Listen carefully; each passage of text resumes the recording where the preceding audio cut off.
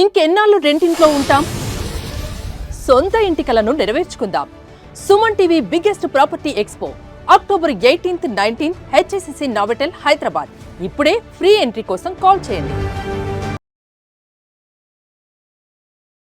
నమస్తే రమ్మగారు. నమస్తే జయ. రమ్మగారు, మనము దైవ దర్శనానికి వెళ్ళినప్పుడు, ఆలయాలకు వెళ్ళినప్పుడు గుడి చుట్టూ కూడా ప్రదక్షిణాలు చేస్తాం. ఒక్కొక్క దేవుడికి ఒక్కొక్క విధంగా చేస్తాం. అసలు దీని యొక్క ఆంతర్యం ఏంటండి?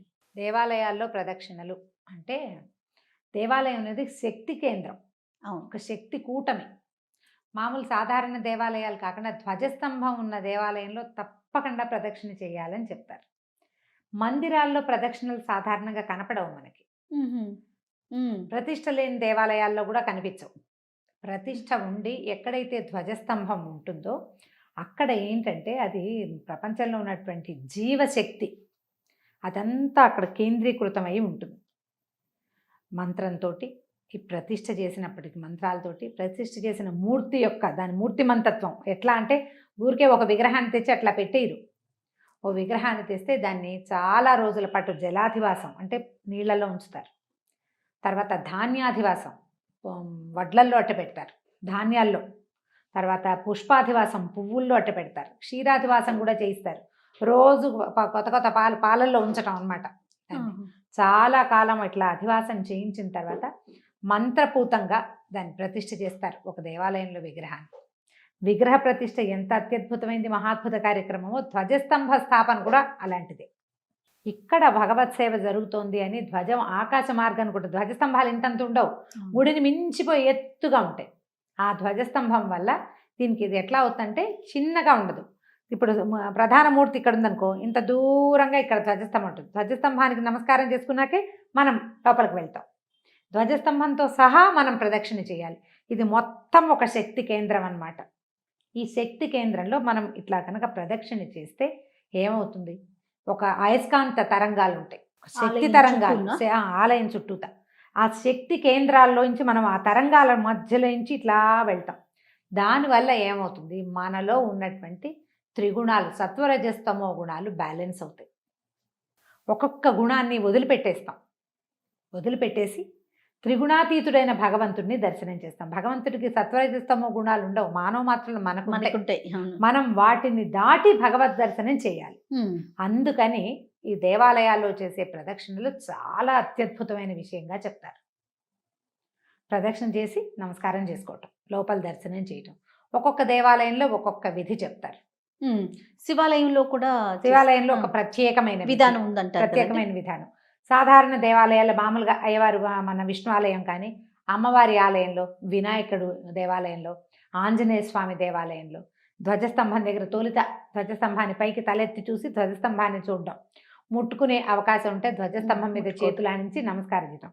అక్కడి నుంచి మనం కుడివైపుగా ఇలా తిరుగుతాం, ప్రదక్షిణ మార్గం ఇలా తిరిగి మళ్ళీ ధ్వజస్తంభం చుట్టుకుని తిరగాలి మొత్తం. ఈ మూడోసారి కూడా మనం ధ్వజస్తంభాన్ని కంటే ముందు నుంచి వెళ్ళిపోకూడదు, ధ్వజస్తంభాన్ని దాటి మనం లోపలికి వెళ్ళాలి. ఇదొకటి.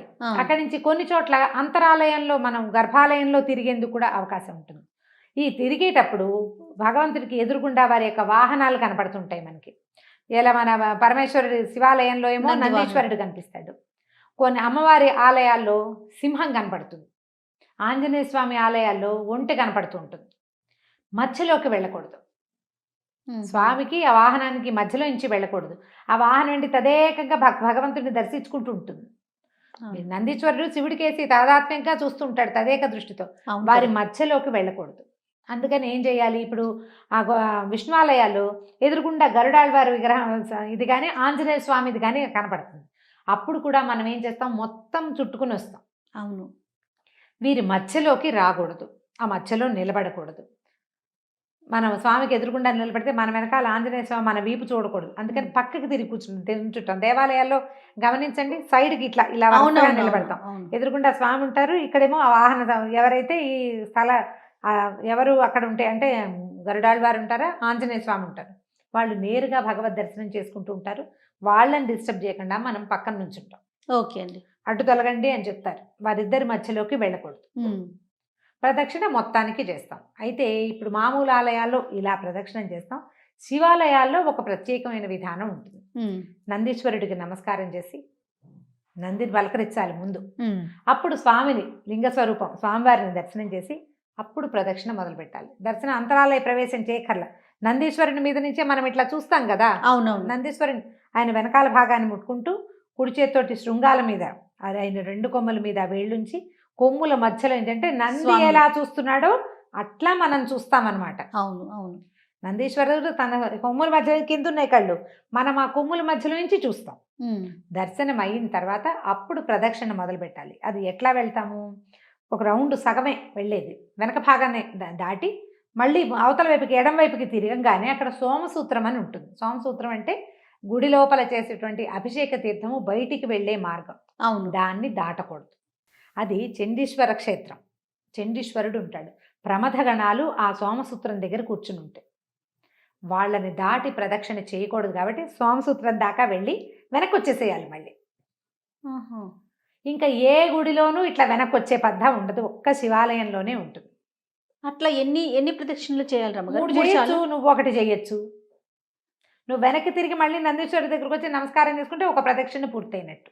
మళ్ళీ అట్లా నువ్వు 3 సార్లు చేయదలుచుకుంటే 3 సార్లు అలాగే అందాక వెళ్ళటము ఎంతో ఉండదు. అవును కదా. కాస్త ఇట్లా తిరిగిపోకుండా అక్కడి నుంచి వెనక్కి తిరిగి వచ్చేస్తాం. అది అప్రదక్షిణం అవుతుందని భావించక్కర్లేదు. శివాలయంలో ఆ విధానం ఉండదు. మిగిలిన అన్ని దేవాలయాల్లోనూ మనం సంపూర్ణంగా తిరుగుతాం. సంపూర్ణంగా ధ్వజస్తంభంతో సహా వాహనం కానీ, స్వామివారికి ఎదురుగుండా ఉన్నటువంటి క్షేత్రపాలక స్వామి కానీ, ఆయనకి ఎదురుగుండా గరుత్మంతుడు ఉంటాడా లేకపోతే ఆంజనేయ స్వామి ఉంటాడో వారిని దాటుకుని తిరిగి వస్తాం. వాళ్ళు కూడా లోపలే ఉంటారు. ఇట్లా మనం ప్రదక్షిణ చేసేటప్పుడు ఇతరులతో మాట్లాడడం కానీ పరిగెత్తడం కానీ గబగబా చేసేయకూడదు. ఒక నిండు గర్భిణి నీళ్ల పాత్ర పట్టుకుని నడిస్తే ఎలా నడుస్తుందో అట్లా అడుగులో అడుగు వేసుకుంటూ వెళ్ళాలి. మనం ఇవి చేసే ప్రదక్షిణ మనలో ఉన్నటువంటి దుర్గుణాలని, త్రిగుణాలని, మన సమస్యలని, జీవితం పట్ల ప్రపంచం పట్ల మనకున్న భయాలని తొలగదీసుకోవటం కోసం ఇది ప్రదక్షిణ చేస్తున్నంతసేపు అక్కడ ఉన్న శక్తి నుంచి మనం గోత్రు అవుతున్నాము అనే గమనంతో ఏదైనా దైవనామోచ్చరణ ఏదైనా చేయటం, ఒక శ్లోకాలు చదువుకోవటమో, స్తోత్రం చదువుకోవటమో, భగవన్నామ సంకీర్తనో చేస్తూ 2-3 వెళ్తే మనం కబుర్లు చెప్పుకుంటూ చేయకూడదు. సినిమాటిక్ మాటలు చేయకూడదు. వెనకాల ఎవరితోటైనా మాట్లాడడము, హాయిలు హాలులు చేయకూడదు. నవ్వుమొహం పెట్టాలంతే. భగవన్నామోచ్చరణ మానకూడదు. ఒక్కసారి ఇట్లా వెళ్ళి చూడండి, మీకు ఎంత డిఫరెన్స్ వస్తుందో చూడండి. మన మనస్తత్వం మారిపోతుంది. పరిగెత్తుకుంటూ ఆగమేఘాల మీద వెళ్ళటము, భార్యాభర్త చేతులు పుచ్చుకు వెళ్ళటము అలాంటివి చేయకూడదు. అట్లా చేతులు పుచ్చుకునేది వివాహంలో అవగానే మనం పసుపు బట్టలతోటి తీసుకెళ్తారు కదా, వాళ్ళని ఒక్కసారి అట్లా చేయమంటారు. మామూలుగా విడిగా తర్వాత వివాహం పసుపు బట్టలతో వెళ్ళిన వాళ్ళకి అది మనమంతా మామూలుగా వెళ్ళటమే. అక్కడ చేతులు పట్టుకోవటాలు అవి చేయకూడదు. జీవుడు ఎవడి దారి వాడిదే. అక్కడ నువ్వు ఎంత బాగా భగవన్నామోచ్చరణ చేస్తావో, ఎంత శ్రద్ధగా ప్రదక్షిణ చేస్తావో నీకు ఫలితం అంత బాగుంటుంది. దేవాలయ సందర్శనం వల్ల నీకు రావాల్సినటువంటి ప్రశాంతత లభిస్తుంది. చకచకా చేయొద్దు. ఈ మధ్యలో మనం ఈ ప్రదక్షిణ మార్గంలో ఇంకా చిన్న ఉపాలయాలు ఉంటాయి, అక్కడ కూడా నమస్కారం చేసుకుని రావటం. మనం దేవాలయ ప్రదక్షిణ చేయదలుచుకుంటే ఉపాలయాలు వదిలిపెట్టేసి మొదట 3 ప్రదక్షిణలు చేసిన తర్వాత స్వామి దర్శనం అయ్యాక అప్పుడు ఉపాలయ దర్శనం కూడా చేసుకోవచ్చు. అయితే నవగ్రహాలకు ప్రదక్షిణ కూడా ఒక డిఫరెంట్ ప్రదక్షిణ. అదేంటంటే మన గ్రహ బాధలు ఉంటే మనకి ఈ గ్రహానికి ఇన్ని అని లెక్క ఉంటుంది. సాధారణంగా మనం 3 ప్రదక్షిణలు చేస్తాం ప్రతి చోట. తర్వాత ఆంజనేయ స్వామికి 9, 11, 40 ప్రదక్షిణలు, కొన్ని చోట్ల 108 ప్రదక్షిణలు. ఈ అమ్మవార్లకి రమ్మగారు అమ్మవారికి కూడా 9, 3 మామూలుగా చేయటం. ఒకవేళ మనం ఏదైనా మొక్కుంటే 9 ప్రదక్షిణలు మొక్కు పెట్టుకోవచ్చు. ఆంజనేయ స్వామికి మనం 41 ప్రదక్షిణలు కానీ, 108 ప్రదక్షిణలు కానీ. 108 ఇంకో చోట ఎక్కడుంది మనకి? చిలుకూరు బాలాజీకి కూడా అట్లా మనం మొక్కు పెట్టుకుని మన పని అయిపోయాక అక్కడ నువ్వు చూడు, ఆ ప్రవాహాల్లో నిలబడితే నువ్వు నడవక్కర్లా, తీసుకెళ్ళిపోతూ ఉంటారు. అలా జరుగుతుంది. సాధారణంగా దేవాలయంలో మీరు నిదానంగా ప్రదక్షిణ చేస్తే మన ఇబ్బందులు బాగా తొలుగుతాయి. మనసు చాలా ప్రశాంతమవుతుంది. ఆ సందర్శనం తాలూకు ప్రభావము మనకి ఎక్కువ గంటల పాటు మన మీద ఉంటుంది. నవగ్రహాల మాట చెప్తున్నాం కదా, ఎవరి దీన్ని బట్టి, గ్రహస్థితిని బట్టి ఈ గ్రహానికి ఇన్ని, ఈ గ్రహానికి ఇన్ని అని లెక్క ఉంటాయి. ఏ గ్రహము లేదు, మనం ఒట్టిగా చేయదలుచుకున్నాం 3 ప్రదక్షిణలు చేస్తే సరిపోతుంది.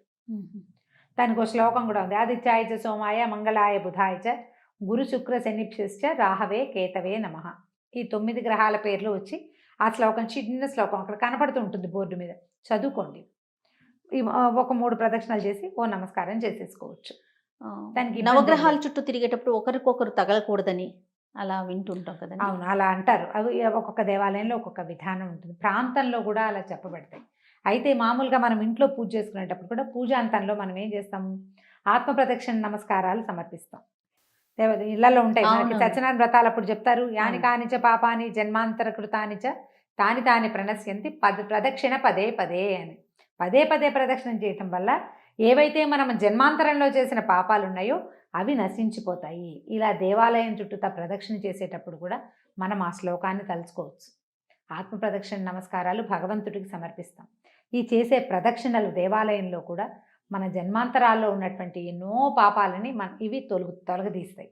అవి తొలగించుకునేటప్పుడు మనలో నుంచి నెగిటివిటీ బయటికి పోయేటప్పుడు మనం ఎంత శ్రద్ధగా ఉండాలి. ఆ శ్రద్ధగా గనక ప్రదక్షిణ చేస్తే మీరు 3 చేసినా అత్యద్భుతమైన ఫలితం లభిస్తుంది. శ్రద్ధ ముఖ్యం. శ్రద్ధ చాలా ముఖ్యం. దాంతోపాటు దైవనామం ఏదైనా నామస్మరణ చేసుకోవటం.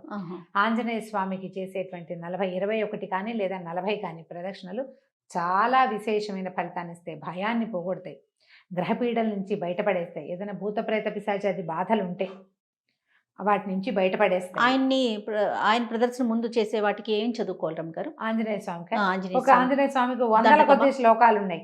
దండకం నోటికి వస్తే దండకం నోటికి రావద్దు. అవును. సింపుల్ శ్లోకాలని అంజనానందనం వీరం జానకీ శోకనాశనం కపీసమక్షహంతారం వందే లంకా భయంకరం. చిన్న శ్లోకం కదా, చక్కగా చదువుకోవచ్చు. 10 వదల కొద్దీ ఉన్నాయి.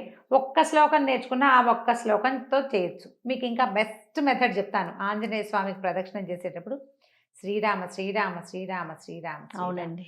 ఇక ఆంజనేయ స్వామి శ్లోకం అక్కర్లేదు. ఆ ఒట్టి శ్రీరామతోటే ఆంజనేయ స్వామి మీతో పాటే ప్రదక్షిణం చేస్తూ మీ ఇంటికి వచ్చేస్తాడు. జీవితంలో ఉన్న భయాన్ని పోగొట్టుకోవాలంటే ఆంజనేయ స్వామికి ప్రదక్షిణాలు చేయాలి తప్పకుండా.